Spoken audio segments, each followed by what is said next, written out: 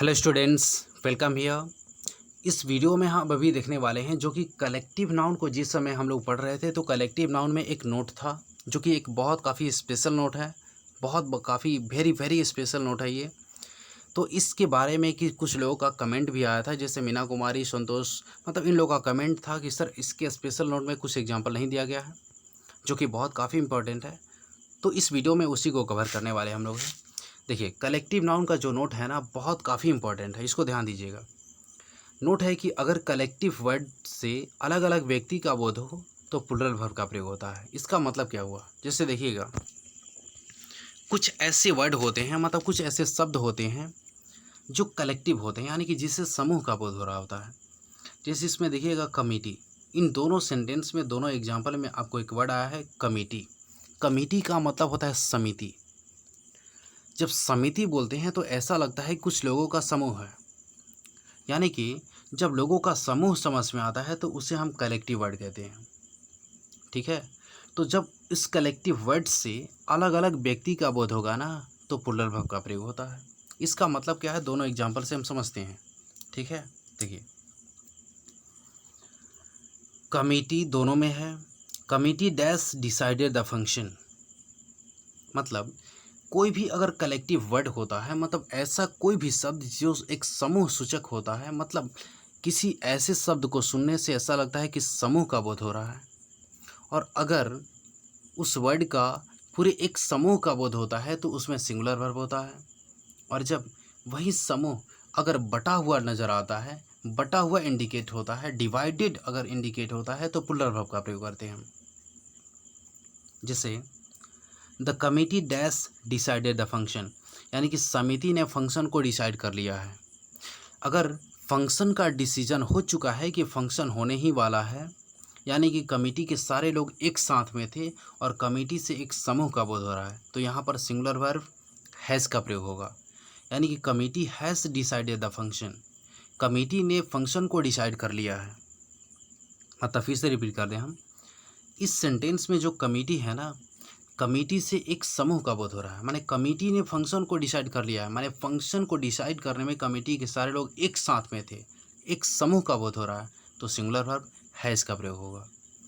जबकि दूसरे वाक्य में committee dash been dispersed in their opinion, लेकिन फंक्शन होगा या नहीं होगा इस बात पर जब लोगों से राय लिया गया, तो कमेटी के सारे लोग जो थे अपने अपने विचारों के आधार पर बढ़ चुके हैं, अलग अलग बढ़ चुके हैं। मतलब कोई कह रहा है कि फंक्शन होना चाहिए, कोई कह रहा है कि नहीं होना चाहिए, कोई कह रहा है कि बाद में होना चाहिए। कमेटी टुकड़ों में बढ़ चुका है। जब ये कमेटी से अलग अलग व्यक्ति का डिवाइडेड, यानी कि बटा हुआ अलग अलग व्यक्ति का बोध होगा, तो वहाँ पर प्लूरल वर्ब हैव का प्रयोग होगा। यानी the committee have been dispersed in their opinion. ठीक है, एक बार फिर समझते हैं। देखिए, ओवरऑल क्या है ना, कि कलेक्टिव नाउन का नोट बोलता है कि कलेक्टिव वर्ड यानी कि समूह सूचक शब्द से अलग अलग व्यक्ति का बोध होगा तो प्लूरल वर्ब का प्रयोग होगा। कमेटी ने फंक्शन को डिसाइड कर लिया, यानी कि कमेटी के सारे लोग एक साथ में थे, तो singular verb has, the committee has decided the function. लेकिन जब कमेटी से अलग अलग व्यक्ति का बोध होगा, जैसे the committee dash been dispersed in their opinion, committee वाले लोग जो थे ना अपने विचारों के आधार पर अलग अलग बढ़ चुके हैं। कुछ लोग कह रहे हैं कि होगा, कुछ लोग बोला कि नहीं होगा, कुछ लोग बोले हैं बाद में होगा।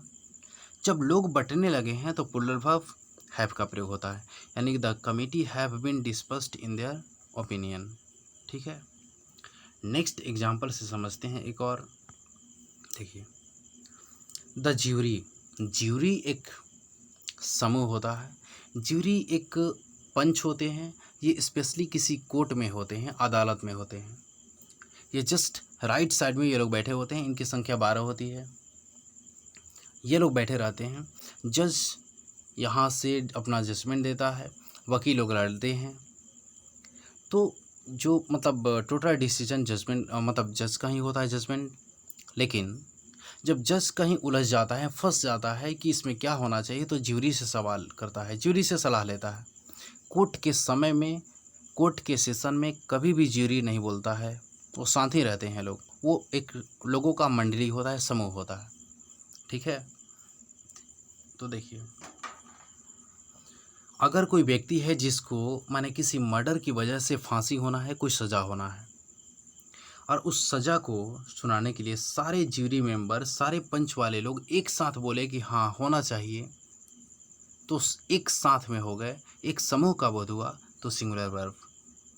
जैसे the jury has confirm the punishment, यानी कि ज्यूरी लोगों ने पनिशमेंट को कन्फर्म कर दिया, यानी कि सारे लोग एक साथ में हो गए और एक समूह में होकर बोले कि हाँ कन्फर्म हो गया कि पनिशमेंट होना चाहिए, ठीक है, तो उसमें सिंगुलर वर्ब होगा। लेकिन दूसरा एग्जाम्पल है कि वहीं ज्यूरी लोग लेकिन अलग अलग अपने जजमेंट में बट गए हैं, कुछ लोग बोल रहे हैं फांसी होगा, कुछ लोग बोल रहे हैं नहीं होगा, तो उसमें हम प्लूरल वर्ब हैव का प्रयोग करेंगे, यानी कि the jury have been divided in their judgement, अपने फैसले पर सभी लोग बट चुके हैं, ठीक है ना। मैं उम्मीद करता हूँ आपको समझ में अच्छे से आया है, ठीक है ना। चलिए, ओके, धन्यवाद।